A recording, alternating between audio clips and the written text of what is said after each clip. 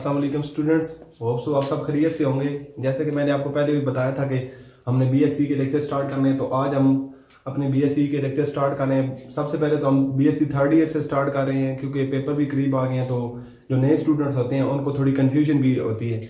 हमने BSc fourth year के भी लेक्चर स्टार्ट करने हैं, लेकिन सबसे पहले हम आज का अपना लेक्चर स्टार्ट करते हैं बीएससी थर्ड ईयर का, जो कि हमारा लेक्चर है लिमिट्स एंड कंटिन्यूटी।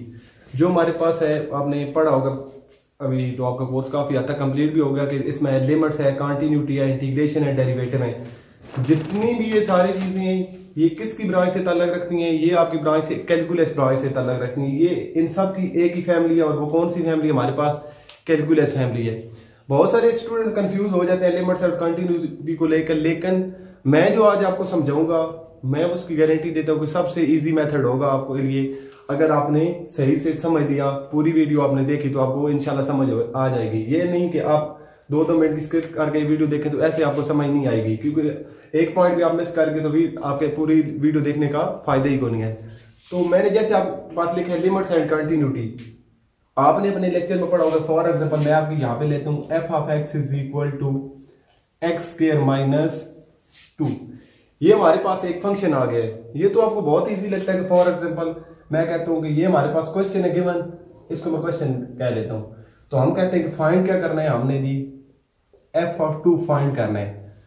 तो आप कहते हो ये तो बहुत इजी होगा कि हमने एक्स की जगह जस्ट 2 लगाना है। F of 2 is equal to, जहां पे एक्स आता है वहां पे आप 2 लगा देते हैं, तो हमारा आंसर क्या आ जाता है 4 माइनस 2। तो आप कहते हैं एफ ऑफ 2 तो मैंने निकाल लिया, एफ ऑफ 2 तो हमारा क्या आ गया 2 आ गया। लेकिन यहाँ पे थोड़ा सा क्वेश्चन चेंज करें तो स्टूडेंट कंफ्यूज हो जाता है। For example limit x approaches to 2, f of x is equal to x cube minus 3 में कर लेता हूं।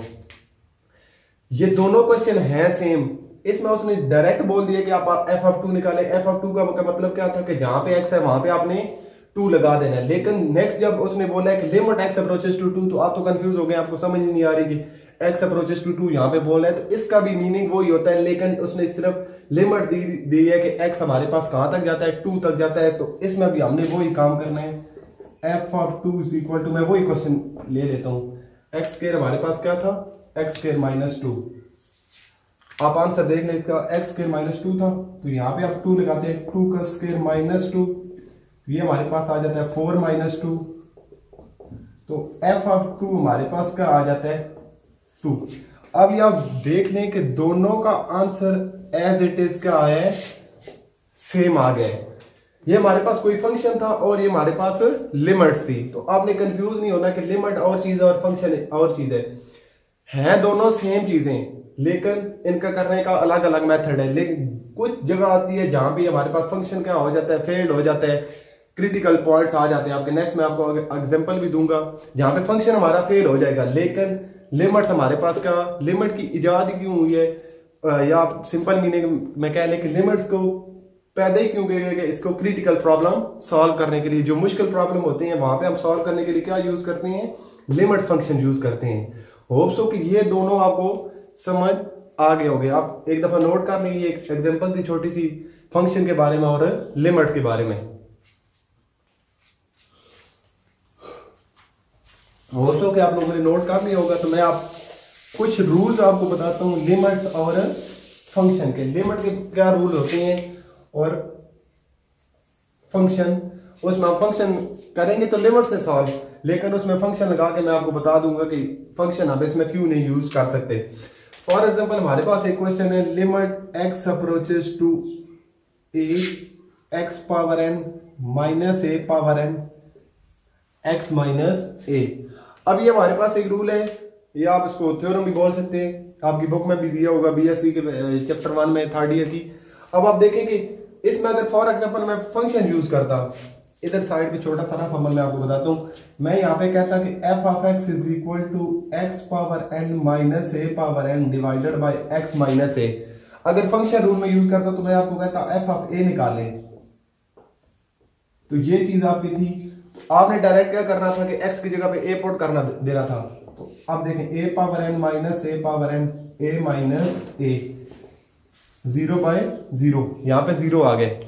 अब आप ये देखें कि ये हमारे पास क्या आ जाता है, 0 आ जाता है।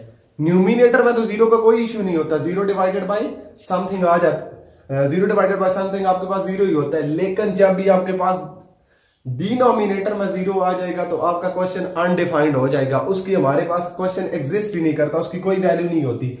इसके लिए हम कौन सा फंक्शन यूज करते हैं, लिमिट फंक्शन यूज करते हैं। अब देखें कि यहाँ पे हमारे पास क्या है कि x अप्रोचेस टू a कर रहा है, x जिसको बिलोंग कर रहा है वो हमारे पास यहाँ पे चीज मौजूद है, यहाँ पे वो चीज हमारे पास क्या है मौजूद है, यहाँ पे हमारे पास x है, इसकी भी पावर n है। अब डिनोमिनेटर में देखें, डिनोमिनेटर में हमारे पास क्या आता है x है, इसकी पावर क्या है 1 है, और जो हमारी पास लिमिट अप्रोच कर रही है उसकी भी पावर क्या है 1 है। जब भी आपके पास ये फंक्शन आए ना इस तरह का, फिर मैं आपको समझाता हूँ, तो आपने आंखें बंद करके इसको इसके इक्वल लिख लेना है। जब भी ऐसी फॉर्म में क्वेश्चन आ जाए आपने उसको आंखें बंद करके ये चीज लिख लेनी है। अब ये है क्या कि नीचे जो हमारे पास है ना, इन दोनों की पावर क्या है 1 1, जिसकी कोई पावर नहीं होती उसके हमारे पास पावर क्या होती है 1 होती है। अब हमारे पास ये नीचे जो इक्वेशन बन रही है हमारे पास क्या है लीनियर इक्वेशन है।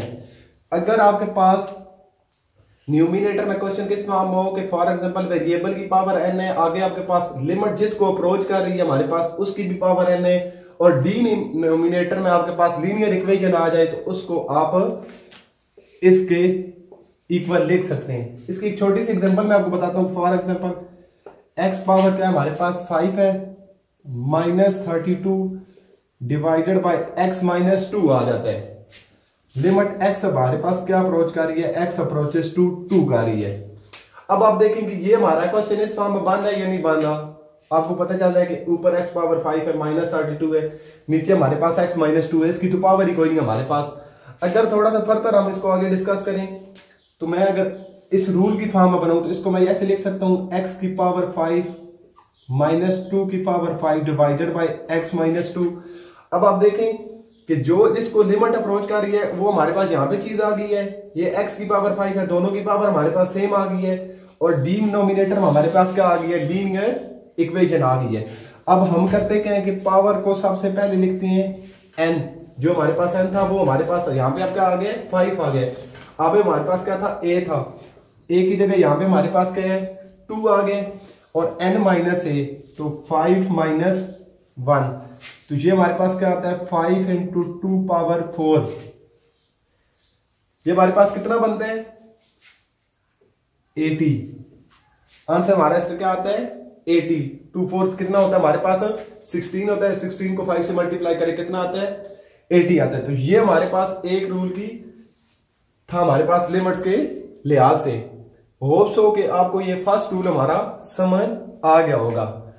इस रूल का ये रूल था, ये उसकी एग्जांपल है। अब अगर आपने नोट करनी है जल्दी से नोट कर लें। होप सो कि आप सबने नोट कर लिया होगा और आपको रूल समझ भी आ गई होगी। अगर आपको ये रूल समझ नहीं आता तो मेरे नोट्स भी दिए हैं, आपको डिस्क्रिप्शन में लिंक दिया हुआ, वहां से नोट्स भी डाउनलोड कर सकते हैं। लेकिन फिर भी आपको समझ नहीं आती तो आप कमेंट्स में जाके मुझसे जो भी आपका क्वेश्चन है वो पूछ सकते हैं। अब एक और रूल है वो मैं आपको समझा देता हूं। अब ये थोड़ा सा चेंज है rule. Limit x approaches to 0 a power x -1 divided by x मेरे पास आ जाता है। ये हमारे पास सेकंड रूल आ गया है। Limit x approaches to 0 a power x -1 divided by x। अब ये रूल क्या है कि इस रूल को आप समझिए कि अगर इस फॉर्म में आपके पास आ जाए, लिमिट अगर आपको 0 का अप्रोच कर रही हो, लिमिट क्या करे 0 का अप्रोच करे, और क्वेश्चन क्या हो कांस्टेंट की पावर x हो -1 डिवाइडेड बाय जो ही पावर है वो ही डिनोमिनेटर में हो, तो इसको आपने क्या लिख लेना है log ऑफ a। आपने भी log ऑफ a नहीं लिखना है। यहाँ पे फॉर एग्जांपल आता है 2 पावर x, तो यहाँ पे आपके पास क्या आ जाएगा 2 आ जाएगा। मीन जो यहाँ पे चीज होगी वो ही आपने आगे लिखनी है। अब इस रूल की मैं छोटी सी एग्जांपल आपको देता हूं। एग्जांपल है लिमिट x अप्रोच आपके पास क्या कर रहा है 0 कर रहा है। हम क्या लेते हैं 2 power x -1 divided by x है। ये तो वही एग्जांपल बन गई, तो इसको हम लिख सकते हैं log ऑफ 2। लेकिन एक और छोटा सा क्वेश्चन है कि यहाँ पे बनता है, फॉर एग्जांपल मैं इसी को फर्दर थोड़ा सा आगे डिस्कस कर लेता हूँ कि हमारे पास यहाँ पे 2 पावर 3x आ जाता है और यहाँ पे मैं इसको लिख देता हूँ। क्या आपसे भी मेरा क्वेश्चन है कि क्या हम इसको log ऑफ 2 डायरेक्ट लिख सकते हैं कि हमारी ये शर्त थी रूल की को जो इस कांस्टेंट की पावर हो वो ही डिनोमिनेटर में हो। फॉर एग्जांपल 2 पावर 3x है तो हमें यहाँ पे क्या चाहिए, 3x चाहिए। हमारे पास तो 3x है ही नहीं, यहाँ पे तो हमारे लिए मसला मान गया। लेकिन परेशान होने की बात नहीं है, हम यहाँ पे क्या करते हैं, फॉर एग्जांपल मैं कहता हूँ कि आप कहते हैं कि यहाँ 3x नीचे लिख लें। जैसे ही मैं यहाँ पे 3x लिखूंगा एक आवाज आएगी कि ये हमने क्या कर दिया है, गलत कर दिया है। अब यहाँ पे मैं आपको छोटी सी एग्जांपल देता हूँ कि जब भी हम कोई छोटा बहुत नुकसान करते हैं तो हमें फौरन उसका क्या करना होता है, हर्जाना देना होता है। मैंने जैसे ही इधर 3x मल्टीप्लाई किया है तो मुझे जल्दी से ही यहाँ पे क्या करना है, 3 को डिवाइड भी करना है। ये 3 और 3 कैंसिल, x हमारे पास एज यूजुअल हमारे पास क्या बन गए, क्वेश्चन बन गए। लेकिन हमारे पास अगर हम देखते हैं अगर x approaches to 0 2 power 3x divided by, हम 3 सिर्फ मल्टीप्लाई में करता लेकिन हमारा क्वेश्चन तो 2 power 3x divided by x था तो हमारा क्वेश्चन गलत हो जाता। तो तब मैंने क्या किया कि इसको 3 से डिवाइड भी कर लिया है। अब 3 और 3 कैंसिल और हमारे पास वही क्वेश्चन बन जाता है। अब देखें जैसे ही मैंने 3 से मल्टीप्लाई और डिवाइड किया तो हमें एक चीज बनी हुई नजर आती है। कौन सी चीज बनी हुई नजर आती है, अब आप ये देखें, ये हमें अपना रूल एक नजर आता है कि हमारा तो ये रूल बन गया है। तो इसको हम क्या लिख सकते हैं, log ऑफ 2 लिख सकते हैं ना। जब log ऑफ 2 लिख लिया लेकिन हमारे पास ये इसको आपने एज यूजुअल लिखना है कि ये हमारे पास रूल में नहीं था तो मैं इसको साथ ऐसे ही इसको मैं 1/3 करके ऐसे ही लिख सकता हूं। अगर आप चाहें तो इसको ऐसे लिख सकते हैं 3 log ऑफ 2। तो ये मैंने आपको आज लिमिट्स एंड कंटिन्यूटी के हवाले से 2 छोटे छोटे रूल बताए हैं, उनके एग्जांपल्स दी हैं। अगर आपको ये समझ नहीं आती तो फिर मैं आपको कह रहा हूँ कि आप कमेंट्स में जाके मुझसे पूछ सकते हैं कि ये चीज़ हमें समझ नहीं आई। बहुत आसान मेथड है, जैसे जैसे आप आगे चलते जाएंगे आपको ये रूल्स समझ आते जाएंगे और इंशाल्लाह आपको नेक्स्ट भी बहुत काम आएंगे अगर आपने ये इसकी बेसिक्स समझ ली। तो ये हमारा आज का छोटा सा लेक्चर था, होप सो को आपको समझ आ जाएगा।